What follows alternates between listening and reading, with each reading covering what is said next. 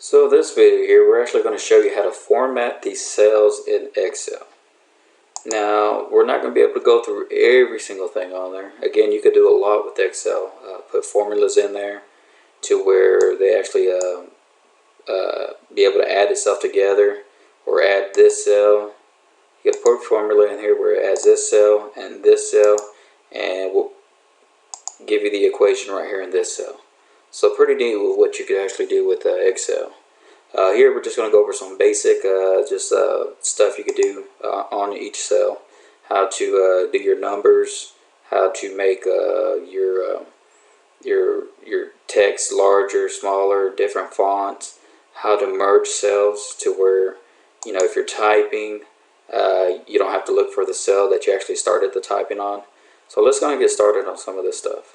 A lot of times, let's say we want to create a number line, or not a number line, but numbers, because we're going to put people's names right next to them, or maybe a ordering list. So if you want to come here, let's say we put 1, 2, 3, and let's say you got 25. So instead of having to type all those in, you probably start with 1, 2, or 1, 2, 3. Come here, click and drag, and until you get 25. Pretty nice. Okay. Let's say you wanted to put months. You're able to come in here and put months. I could put January. Oops. January. February. Okay, and so again, instead of having to type every single month in there, I could just create a sequence here. Come over here, put my little arrow. You see my little crosshair, it changes when I get to the corner. Click and drag down, and off to the right you can see how it's already creating my months for me instead of me having to sit there and type everything out. Okay, this also works for dates. Let's say you're trying to create a every 2 weeks, dates for every 2 weeks, and you're going to put information next to it. Let's say we put, what's today, the 11-6-14, and I want to capture every 2 weeks, or every other day. We'll go with every other day. I'll go 11-8-14. So I've created a pattern there. All I have to do is highlight both of those. Come here once there, you see the big block, or the box that has the black outline. It got both of these this information within it.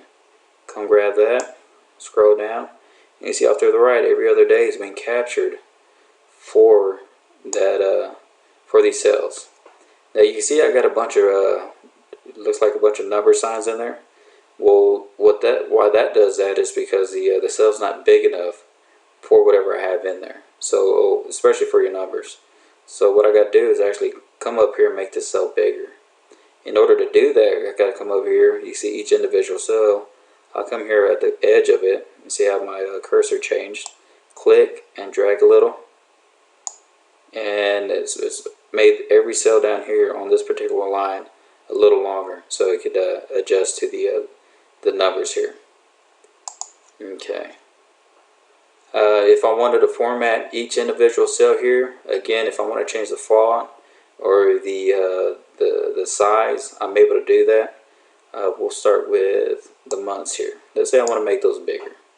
Well, I'll just highlight all the ones I want to change and want to make them the same. Because again, if I come here, just highlight that one and change it, well, it's only going to change that one cell in here. So what I'm going to have to do is, if I want to make them all the same, I got to highlight everything that I want the same, and then come here and change. So it's automatically changing that for me. It's not affecting your other cells here. It's not changing the size on these ones, just these. Now it might make the cells a little bigger, but it's not going to change the actual the formatting of the numbers that you have already in place. So let's say we want to make those 14. You can see how they kind of carry over here. So I come over here, click and drag, make that a little bigger. Let's say I want these cells to actually be highlighted. Well, again, you have a bunch of tools here. You got bold, underline. If you want to color the cells, that's a little paint bucket here. Let's say I want to make those red or maroon, yellow, go red. I'm able to. Same thing here. If I want to change the color of the what I typed, the lettering, numbering, I could do that by clicking on this A and just kind of messing, trying to find the color I want. Make that a little darker. We'll go with green. Okay. So very simple. Other things you could do, again, is you could actually add, if you're making columns here, let's say you got February and March cost, okay? And you want this cell to add this cell to equal this cell. So let's say we have 4 and 2.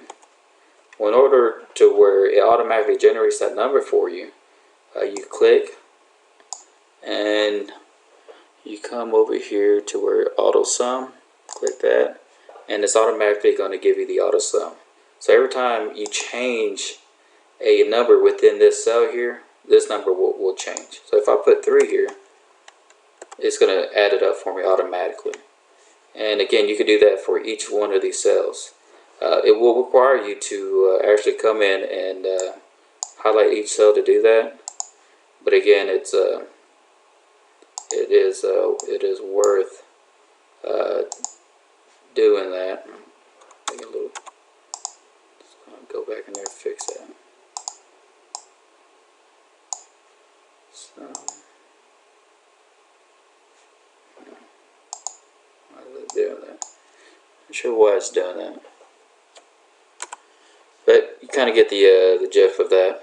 You are able to format these cells to where they could add things out for you. You could put complicated equations in there where they do all kinds of different things. But another thing I want to show you too. A lot of times we make these lines here, and instead of what you find most common is, let's say.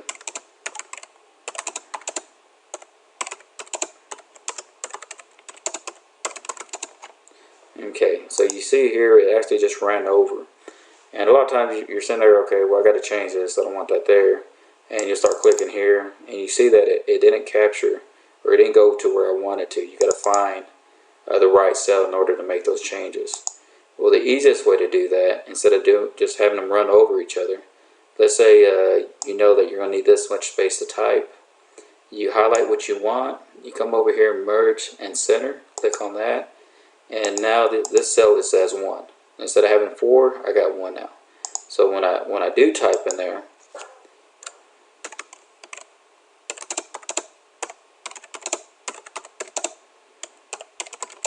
it's all within that cell.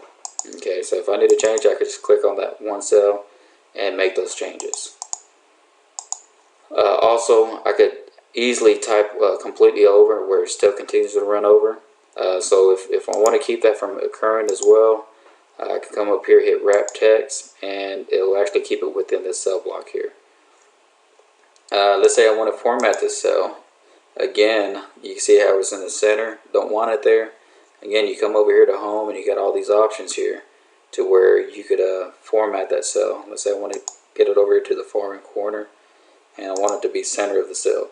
Just click a couple of buttons, and it automatically adjusts, and it's only for this cell again.